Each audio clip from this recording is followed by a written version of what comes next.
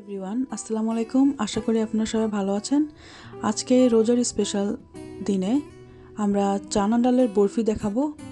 যেহেতু সামনে আসছে রোজা, এ সময় আমরা সবাই বরফি অথবা হালুয়া খেতে অনেক পছন্দ করি।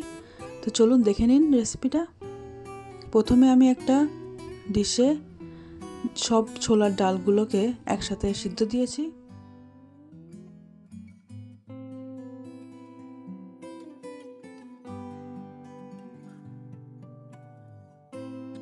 যখন ডালটা হালকা সিদ্ধ হয়ে যাবে তখন আমি পাউডার দুধ অ্যাড করে দেব ভিতরে।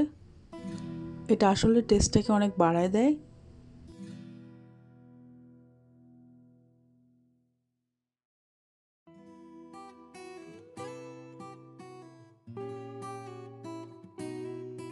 ডালটা প্রায় সিদ্ধ হয়ে এসেছে।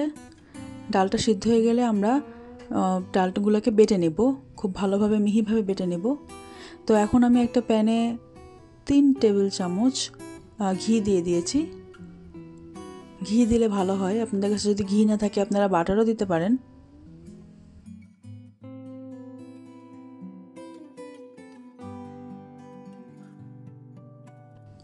এখন আমি আমার সকল ডালগুলোকে দিয়ে দিব।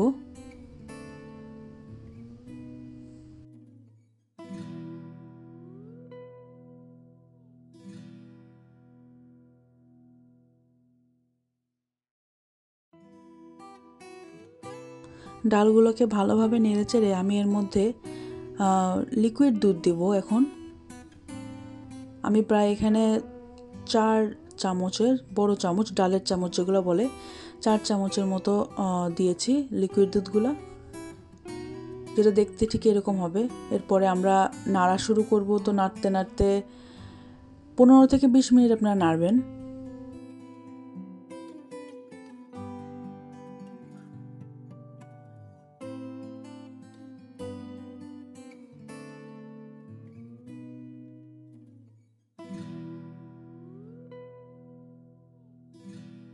নাড়তে নাড়তে আপনার হাত ব্যথা হয়ে যাবে, এরকম অবস্থা হবে অনেক।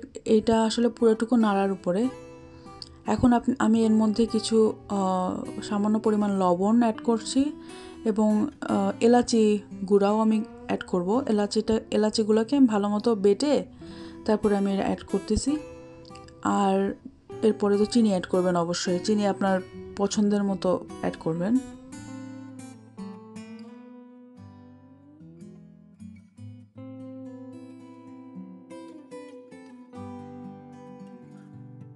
মিষ্টি জিনিসে মিষ্টি না হলে ভালো লাগে না, তাই আমি অনেক পরিমাণে চিনি অ্যাড করেছি।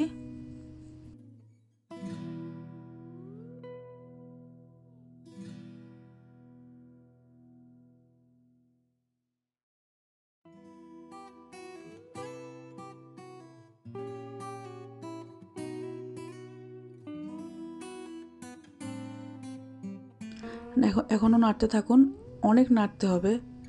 আমি যেহেতু বললাম 15 থেকে 20 মিনিট, মাঝে মাঝে আধা ঘন্টাও হয়তো নাড়তে হতে পারে। এবং অবশ্যই হিটটা মিডিয়াম হতে হবে, হিটটা হাই হওয়া যাবে না, তাহলে নিচে লেগে যাবে।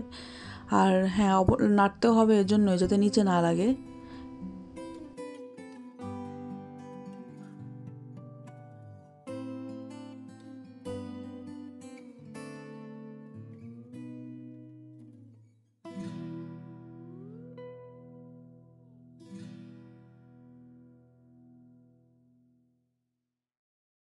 এখন আমি কিছু বাদাম অ্যাড করে দিব, ক্রাশ করে।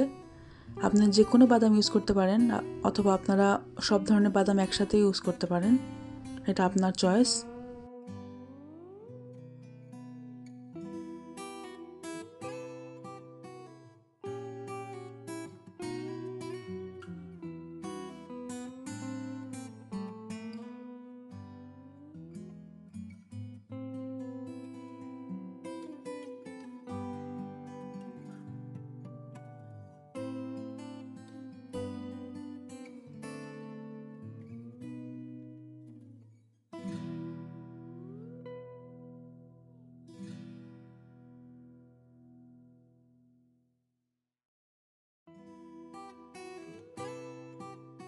এখন আপনারা দেখতে পাচ্ছেন কিছুটা হার্ড হয়ে এসেছে, পানিগুলো শুকিয়ে গেছে, তার মানে আমাদের হালুয়াটাও হয়ে গিয়েছে। এখন আমরা এটা পরিবেশন করব একটা পাত্রে। তো আমি এই ট্রেটা নিয়ে নিয়েছি, এই ট্রেটাতে ভালো মতো নিচে ঘি লাগিয়ে দিয়েছি যাতে স্টিকি না হয় বা ট্রের সাথে স্টিক না করে।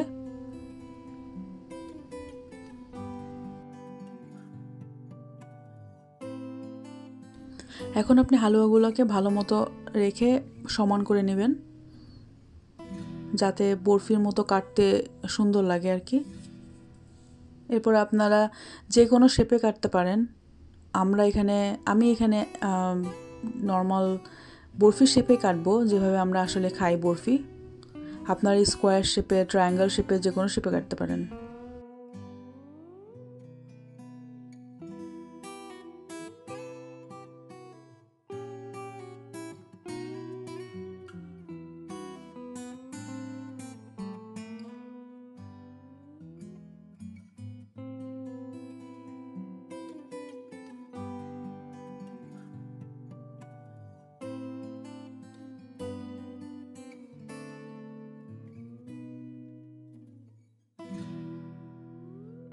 বরফি আমার খুবই পছন্দের একটি সুইট ডিশ।